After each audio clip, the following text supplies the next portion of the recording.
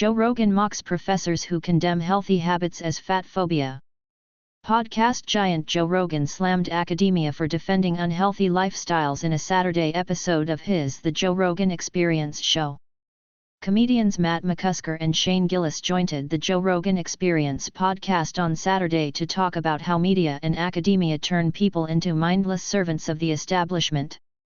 Rogan spoke with the comedians, one of whom had been infamously cancelled by Saturday Night Live for past offensive humor. Rogan brought up a viral video showing political performance artist Alex Stein trolling an activist, this right-wing comedian.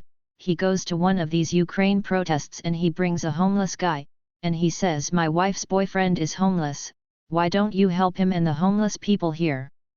Rogan followed up by recounting how the activist tried to persuade Stein and the ostensibly homeless man, the guy, tries to engage about the problems with Ukraine, later adding, "This guy is, that liberal. That liberal robot zombie repeating sh that he saw on CNBC, just saying it." Gillis suggested any activist that invested is beyond help, that guy is gone, anybody out there is gone, later specifying, that guy holding up a Ukraine and American flag, that's an insane person. Podcast host Joe Rogan laughs on an episode of his show. Podcast host Joe Rogan laughs on an episode of his show. Spotify. Joe Rogan unloads on fat professors who say healthy eating is offensive. F off. McCusker asked if there is a large phenomenon of people who do not think for themselves. "A lot of people can't think for themselves," Rogan answered. "Not only that, but they have had jobs where they have been forced to, all day every day follow the rules, listen to the boss, be told when to show up, what to do, then you get into this drone mindset, and then it becomes an ideology that everybody in your business shares, and you have to share that ideology, or you get pushed out into the fringes of the social group." Rogan added that people will then resort to political protesting outside of work as a means of getting brownie points within their workplace.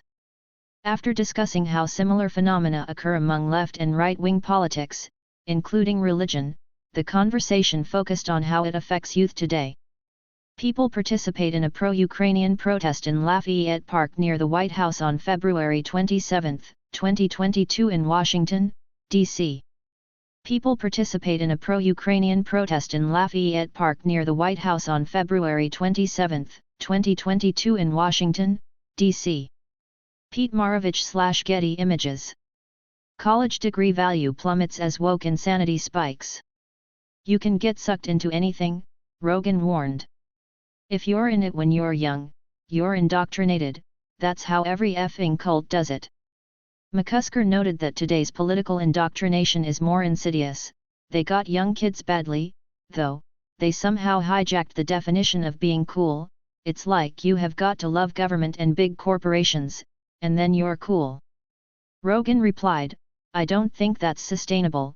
They're going to get their dreams shattered over and over and over again, and they're going to come out of it on the other side and realize they got F-ed." Pro-choice protesters carry signs in New York City following a Supreme Court decision to overturn Roe v. Wade. Credit, John Mantle for Fox News Digital. Pro-choice protesters carry signs in New York City following a Supreme Court decision to overturn Roe v. Wade. Credit, John Mantle for Fox News Digital, John Mantle. Putting your faith in the pharmaceutical drug companies and the government and then the climate crisis crew that's trying to make money off that. All of it is just you're carrying water for people that have been stealing money forever. Forever and ever on both sides, he said. Alexander Hall is an associate editor for Fox News Digital. Story tips can be sent to alexander.hall@fox.com.